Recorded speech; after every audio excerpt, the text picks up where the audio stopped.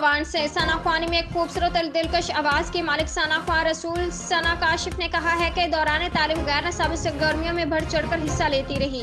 वहीं से नात शरीफ पढ़ने का शौक पैदा हुआ। हज़रत अकरम सल्लल्लाहु अलैहि वसल्लम की मोहब्बत दिल में बस जाए, इश्क का रूप धार लेता है। शादी के बाद मेरे खावंद की खसूसी मामनत से मीडिया पर आकर नात ख्वानी का सिलसिला शुरू किया। सना काशिफ ने कहा कि नात ख्वानी की वजह से लोग मुझसे मोहब्बत करते हैं। आज मेरी जो भी इज्जत है हजूर सल्लल्लाहु अलैहि वसल्लम की बारगाह में हदिये अकीदत पेश करने की वजह से। प्राइवेट सतह नात अकेडमीज में गरीब लोगों के बच्चे फीस नहीं दे सकते। यही वजह है कि उनका शौक और जज्बा अधूरा रह जाता है।